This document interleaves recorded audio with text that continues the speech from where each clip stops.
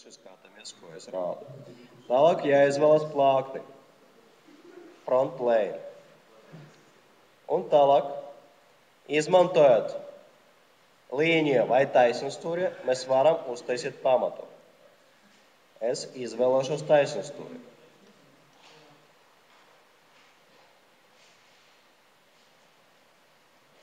Tālāk,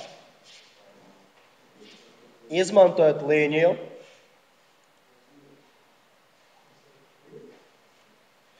mēs varam uztaisīt vertikālas līnijas.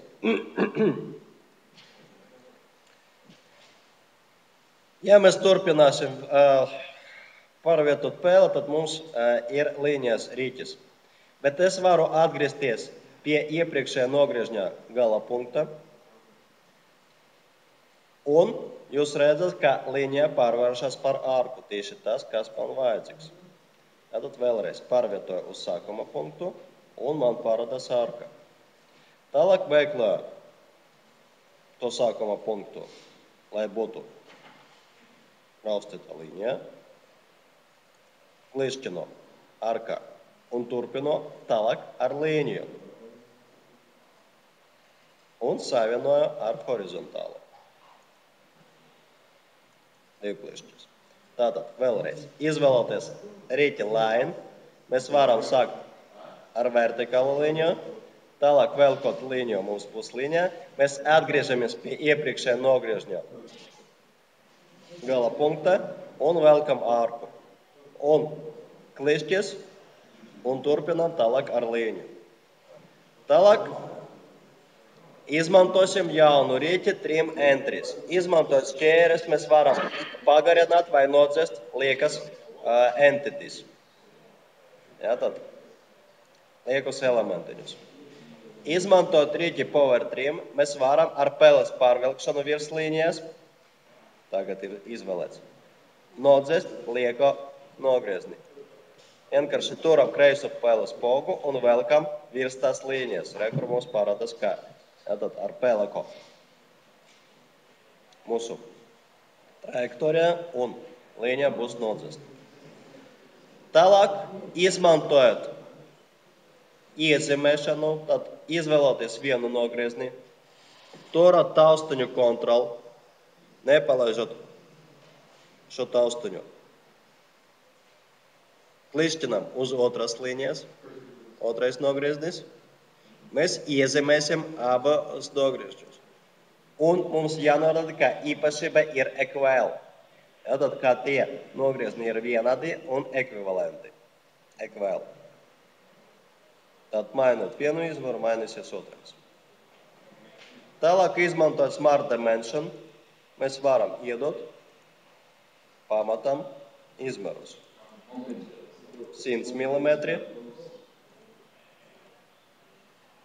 35 mm,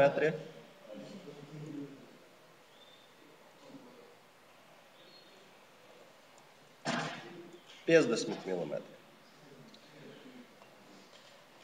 Varam izmantot parametrisku izvaru. Tad, šo cipru pagaidām atstāšu 96. SolidWorks ir iespējams pielietot formulas un funkcijas. Lai izmantot formulu vai funkciju, es varu izmantot izvēlne Tools Equation. Parādīsies logs, kura es varu pievienot vai redzēt visus izmērus. Equation klišķinu. Vajadzīgi izmērā 96, 86. Un tālāk, izmantot funkcijas, sinus, kosinus, standartas funkcijas vai faila īpašības, es varu pierakstīt formulu. Manā gadījumā šis augstums ir šis izmērs D1 sketch 1, skice 1, dalīts ar 2, 50 mm. Kur mēs redzam, ka rezultāts būs aprēķināts pēc 50 mm. Un ok. Tad, it kā mums ir aprēķināts, bet izmērs mums palika 93,86. Tātad divkliešķis uz izmara un izmantojot taustiņu luksofors, mēs varam pārreķināt un dabūt vajadzīgu izmaru. Exit sketch, tātad futures 60 mm. Ok. Tātad pamats ir gatavs. Tālāk uz šī sāna veidosim caurumu, extruded cut. Tālāk meklējam to viduspunktu, atskatīsim no sāna. Tātad izmantot central line. Ievietosim konstrukcijas līniju.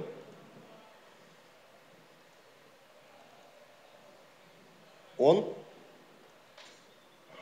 šīs līnijas centrā riņķi ar radiusu 40 mm, ar diametru 40 mm, radiusu 20. Exit sketch un īpašība caur visu through all. Ok. Un pēdējais solis ir noapaļojumi. Future, fillet,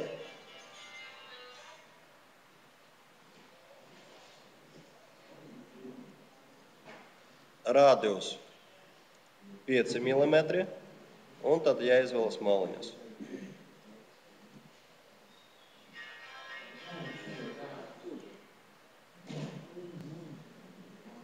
Tās detaļa gatava. Tālāk saglabājam detaļu. Otrais veids ir